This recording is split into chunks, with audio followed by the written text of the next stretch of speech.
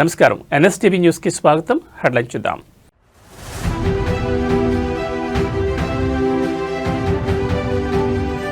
కుప్పంలో సీఎం చంద్రబాబు 3 రోజుల పర్యటన. అభివృద్ధి పనులకు భారీగా శ్రీకారం చుట్టనున్న సీఎం.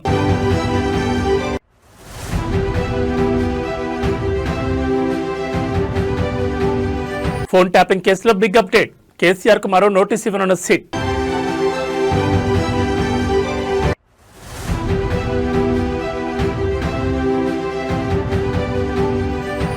రేవంత్ రెడ్డి నయా రికార్డ్. హార్వర్డ్ నుంచి సర్టిఫికెట్ పొందిన తొలి సీఎం.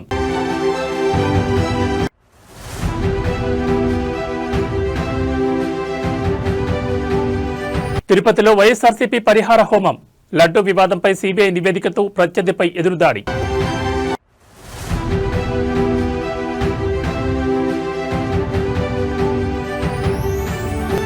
మేడారం మహాజాతరలో మహా అద్భుతం దృశ్యం. గద్దెపై కొలువుదీరిన వనదేవతలు.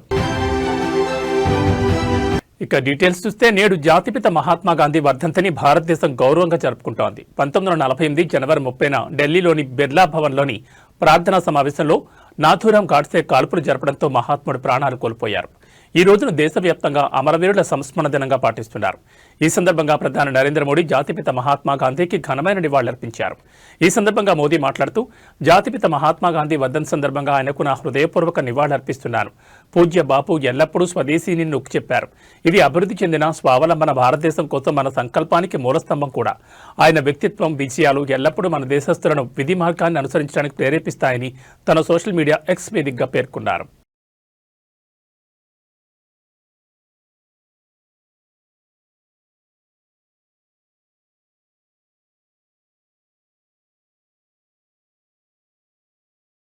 ఏపీ సీఎం చంద్రబాబు నాయుడు నేటి నుంచి 3 రోజుల పాటు తన సొంత నియోజకవర్గం కుప్పంలో పర్యటించనున్నారు. ఈ పర్యటనలో భాగంగా ఆయన పలు అభివృద్ధి కార్యక్రమాలకు శ్రీకారం చుట్టనున్నారు.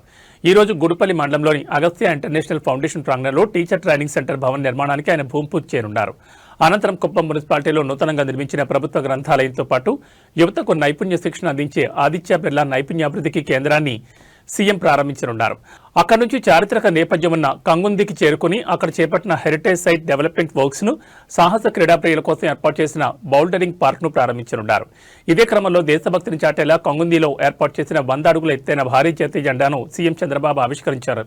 ఈ 3 రోజుల పర్యటనలో సీఎం స్థానిక ప్రజల సమస్యలను అడిగి తెలుసుకోవడంతో పాటు నియోజకవర్గంలో జరుగుతున్న వివిధ అభివృద్ధి పనులను స్వయంగా పర్యవేక్షించనున్నారు. సీఎం రాక సందర్భంగా అధికారులు కుప్పంలో కట్టుదిట్టమైన ఏర్పాట్లు చేశారు.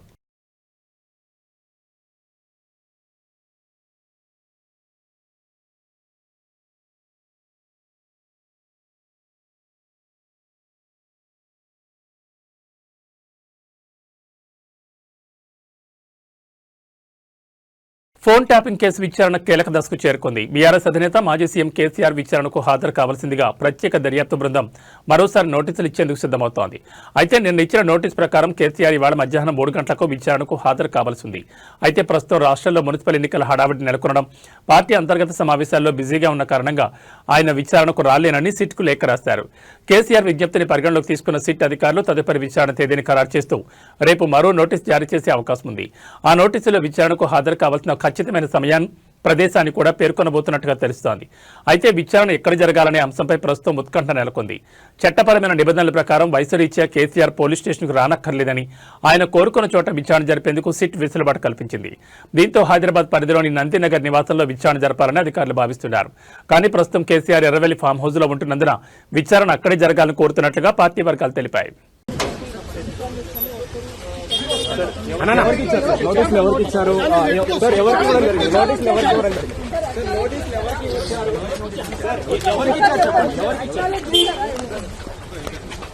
నోటీసులు ఎవరికి ఇచ్చారు?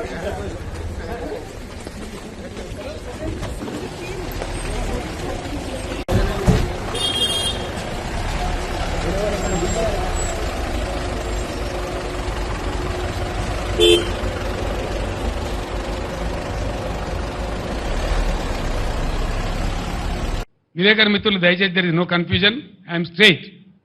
కాళేశ్వరం, అసలు కాళేశ్వరం గురించి, ఆ ప్రాజెక్టు గురించి వీళ్ళకు తోక తెలియదు, నా తొండం తెలియదు.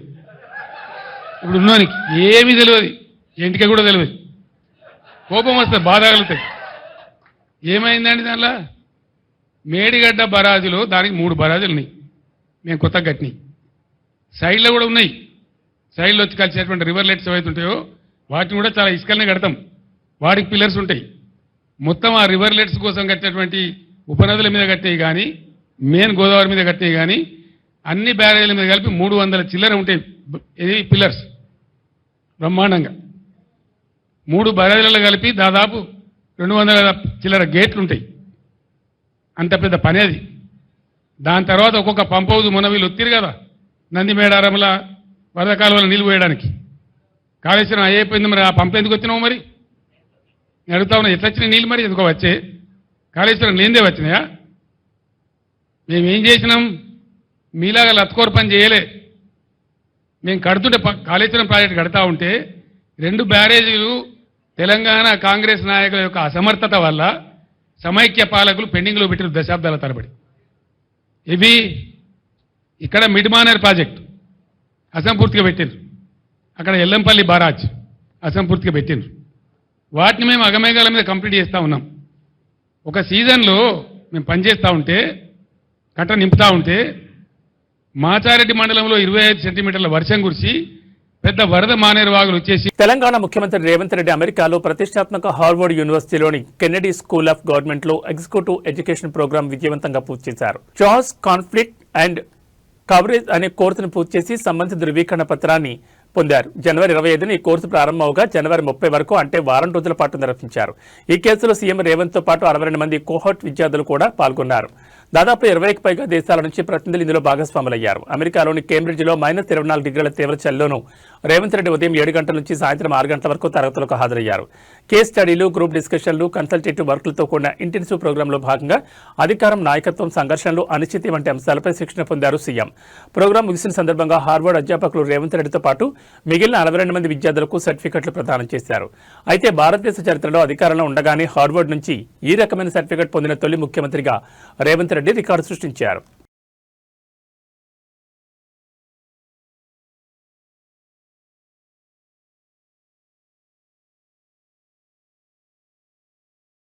తిరుమల శ్రీవారి లడ్డు ప్రసాదం చుట్టూ నెలకొన్న వివాదం కొత్త మలుపు తిరిగింది. లడ్డు తయారీలో వాడిన నెయ్యిలో జంతు కొవ్వు లేదని, అది కేవలం వెజిటబుల్ ఆయిల్స్ మరియు కెమికల్ ఎస్టర్లతో జరిగిన సింథటిక్ అడల్ట్రేషన్ అని సిబిఐ నేతృత్వంలోని సిట్ తన తుది ఛార్జ్షీట్లో పేర్కొంది. దీంతో గతంలో కూటమి ప్రభుత్వం చేసిన ఆరోపణలు అవాస్తవమని తేలిందని వైఎస్ఆర్సీపీ నేతలు మండిపడుతున్నారు. ఈ నేపథ్యంలో శ్రీవారి ప్రసాదంపై జరిగిన నిందలకు పరిహారంగా టీటీడీ మాజీ చైర్మన్ భూమన కరుణాకర్ రెడ్డి ఆధ్వర్యంలో తిరుపతిలోని అన్నమయ్య భవనంలో శ్రీనివాస ప్రసాద నిందా పరిహార హోమం భక్తి శ్రద్ధలతో ప్రారంభమైంది. కూటమి ప్రభుత్వం చేసిన అపచారానికి ప్రాయశ్చిత్తంగా లోకక్షేమం కోసం ఈ హోమం నిర్వహిస్తున్నట్లు పార్టీ శ్రేణులు వెల్లడించారు.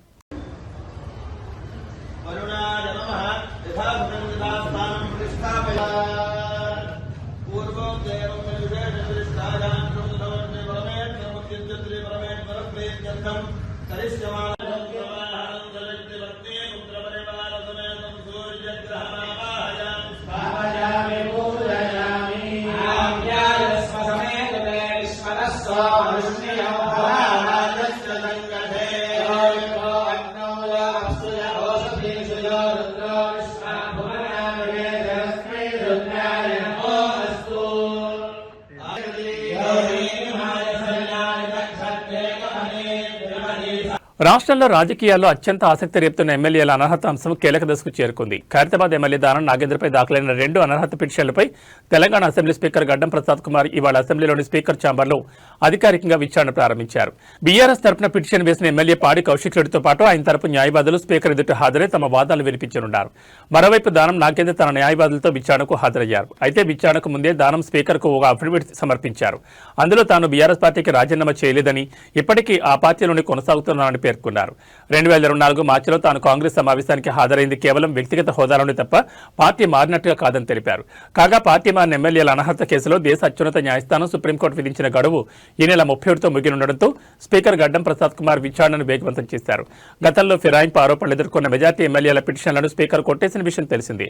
ఇప్పుడు దానం నాగేందర్ విషయంలో స్పీకర్ ఎలాంటి నిర్ణయం తీసుకుంటారనేది స్టేట్ పాలిటిక్స్ లో హాట్ టాపిక్ గా మారింది. The House is urgent to meet again at 10 a.m. on Monday, the 16th December 2024. ఓకేనా సార్? చెప్పండి సార్, ఏంటి స్పీకర్ ఇచ్చిన నోటీసులను ఎట్లా రెస్పాండ్ అవుతారు? రేపు స్పీకర్ గారు ఇచ్చిన దానికి మా అడ్వకేట్ ద్వారా మనం రిప్లై పంపించడం జరిగింది. మళ్ళీ నాకు స్పీకర్ నుంచి ఇంకా ఏం పిలిపేం రాలేదు. వచ్చినప్పుడు నేను నా అడ్వకేట్ వెళ్ళి మేము ఇస్తాం తప్పకుండా. అదేవిధంగా మేము ఇచ్చినటువంటి రిప్లై ఇప్పటిదాకా మాకు వచ్చిన దానికి మేము రిప్లై జవాబు ఇచ్చాము ఒకటి.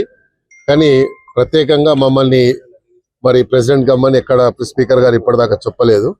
చెప్పినప్పుడు నేను వ్యక్తిగతంగా పోయి ఉన్నటువంటి క్రాస్ ఎగ్జామినేషన్ ఉంటుందని చెప్పేసి క్రాస్ ఎగ్జామినేషన్ పిటిషనర్స్ ఉంటుందని నేను అనుకుంటున్నాను. నాకు తెలిసిన లా ప్రకారంగా పిటిషనర్స్ కి ఉంటది.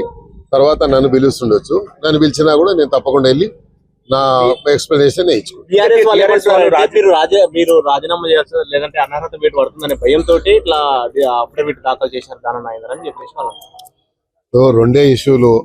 రాజీనామా చేయాల్సిన పరిస్థితి వచ్చినా, ఒకవేళ అట్లా డిస్క్వాలిఫికేషన్ వచ్చినా, నేను ప్రజాబలంతో ఇన్నిసార్లు గెలిచాను. అక్కడ ఆసిఫ్ నగర్ లో ఎంఐఎంఓలో అంత బలమైన ఉంటేనే నేను ప్రజలతో గెలిచాను. కాబట్టి ప్రజల మనిషిని, ప్రజల మధ్యలో ఉండేటోని. ప్రజాబలమే నా బలం. తప్పకుండా నేను అలాంటి పరిస్థితి వస్తే తప్పకుండా మళ్ళీ ప్రజాక్షేత్రంలో వస్తాను. తప్పకుండా మళ్ళీ పోట్లాడతాను. కాంగ్రెస్ ఎమ్మెల్యే అని చెప్పిన దాననాయందర్ ఇప్పుడు మళ్ళీ బీఆర్ఎస్ ఎమ్మెల్యే అని చెప్పేసి అఫిడవిట్ ఇవ్వడంలో అఫిడవిట్ స్పీకర్ ఇచ్చిన దాంట్లో మా అడ్వకేట్ ఇచ్చారు. మా అడ్వకేట్ గారు ఢిల్లీలో ఉండే ఈ రోజు మాట్లాడి మా అడ్వకేట్ తో మాట్లాడిన తర్వాత నేను చూస్తాను. నేను చెప్పాను కదా మా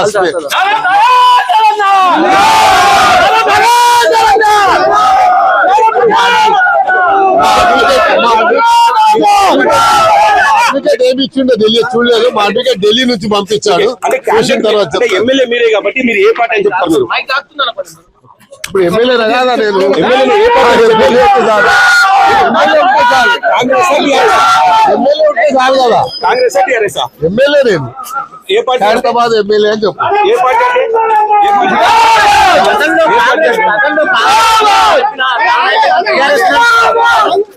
మీరు ఏ పార్టీ అంటే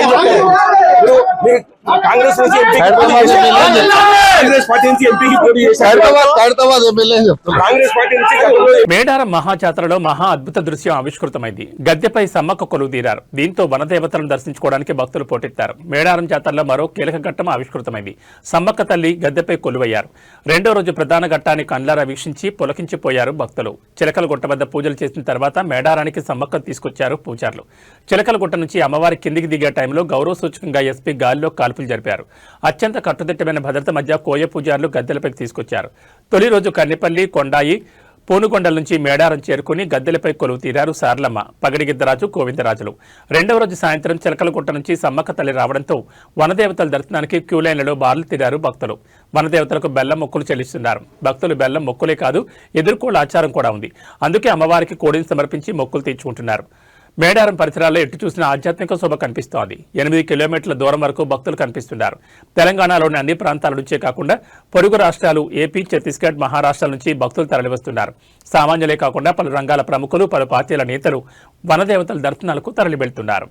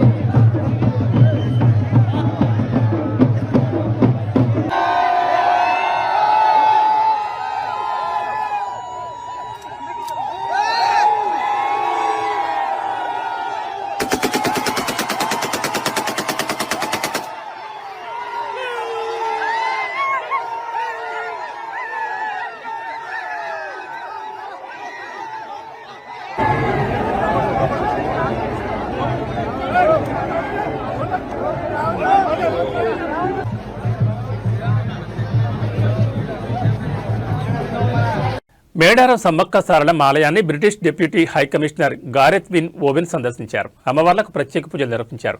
సంప్రదాయ చేనేత వస్త్రాలు ధరించిన ఆయన అమ్మవార్లకు మొక్కులు చెల్లించుకుని తులాభారం వేశారు.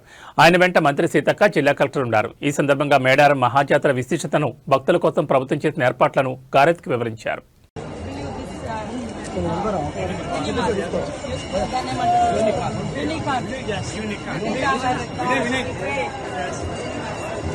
Unicorn, peacock, then this is 5 is Samakka symbol. Mine also 5, the same bow, same. Madam.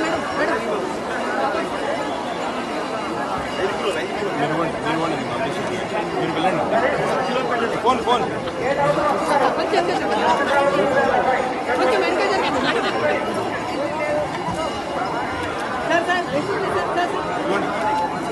రాష్ట్రంలో మున్సిపల్ ఎన్నికల సమరం రసవత్తరంగా మారుతోంది. నామినేషన్ల ప్రక్రియలో భాగంగా రెండవ రోజైన గురువారం అభ్యర్థులు భారీ సంఖ్యలో నామినేషన్లు వేశారు.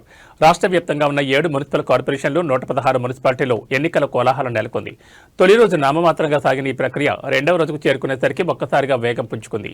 రెండవ రోజు రాష్ట్ర వ్యాప్తంగా 7,980 మంది అభ్యర్థుల నుంచి 8,326 నామినేషన్లు అందాయి.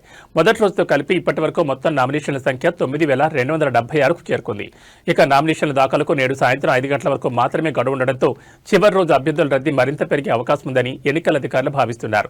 గడువు ముగిసే సమయానికి కార్యాలయ ప్రాంగణంలో ఉన్న వారందరికీ నామినేషన్లు వేసే అవకాశం కల్పిస్తామని కమిషన్ స్పష్టం చేసింది.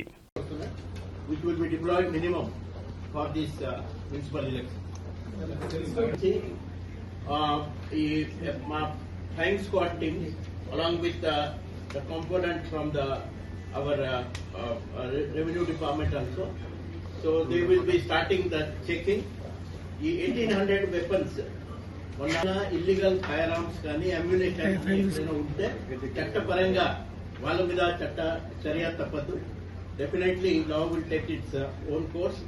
అండ్ మొన్న గ్రామ పంచాయతీ ఎలక్షన్ లో కూడా చాలా మంచి సీజన్. ఈ ఫిర్బీస్ లిక్కర్ సంగారెడ్డి జిల్లా తెల్లాపూర్లో హైడ్రా అధికారులు మరోసారి ఉక్కుపాదం మోపారు. తెల్లాపూర్ చెరువు పరిధిలోని అక్రమ నిర్మాణాలను హైడ్రా అధికారులు కూల్చివేశారు. చెరువును మట్టితో పూడ్చి అక్రమంగా నిర్మాణాలు చేపట్టారనే ఫిర్యాదుతో అధికారులు స్పందించి నిబంధనలకు విరుద్ధంగా పోతున్న మట్టిని తొలగించారు.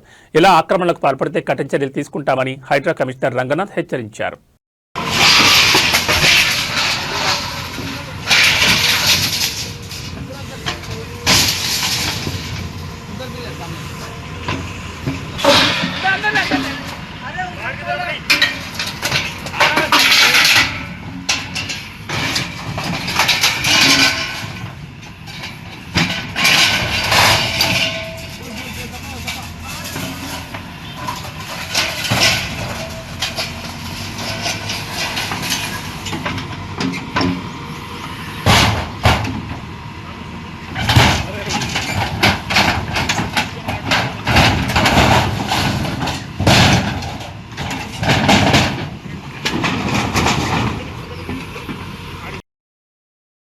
మున్సిపల్ ఎన్నికల వేళ రాజన్న సిరిసిల్ల జిల్లాలో అధికారులు భారీగా నగదును స్వాధీనం చేసుకున్నారు. సిరిసిల్ల పరిధిలోని రగుడు చెక్పోస్ట్ వద్ద ఎస్ఎస్టీ బృందం వాహనాల తనిఖీలు నిర్వహిస్తుండగా ఓ కారులో తరలిస్తున్న 20 లక్షల రూపాయల నగదు బయటపడింది. ఈ సొమ్ముకు సంబంధించి ఎలాంటి ఆధారాలు లేకపోవడంతో అధికారులు దాన్ని సీజ్ చేశారు. ఎన్నికల కోడ్ అమల్లో ఉన్నందున తనిఖీలు ముమ్మరం చేశామని, నిబంధనలు ఉల్లంఘిస్తే కఠిన చర్యలు తీసుకుంటామని ఎన్నికల అధికారులు హెచ్చరించారు.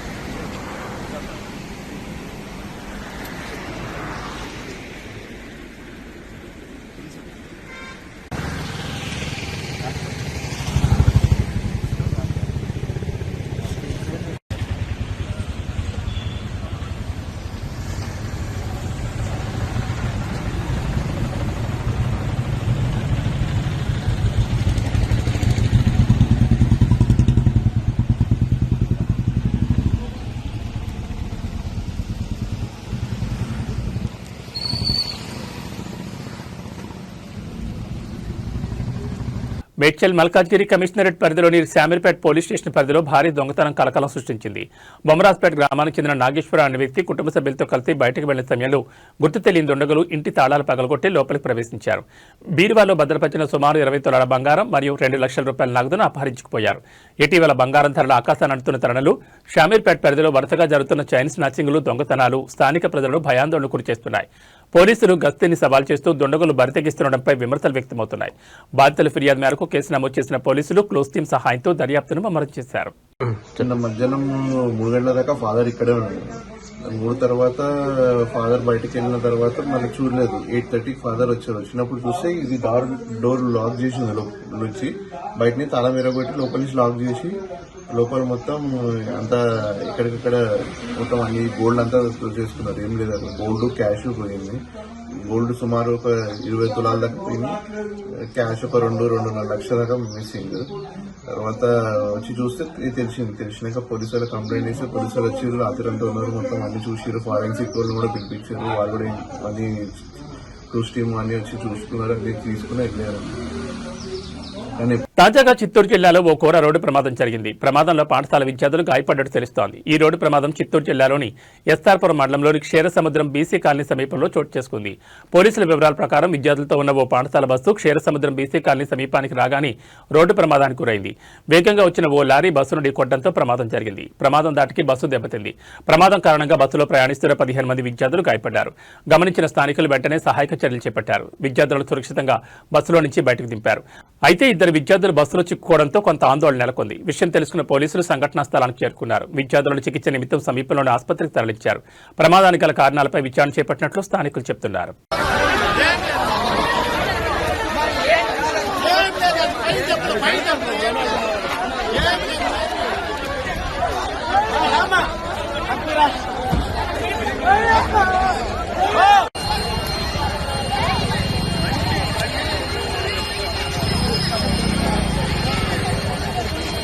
ఇవి బులెటిన్ విశేషాలు. మరో బులెటిన్లో మళ్ళీ కలుసుకుందాం. నమస్కారం.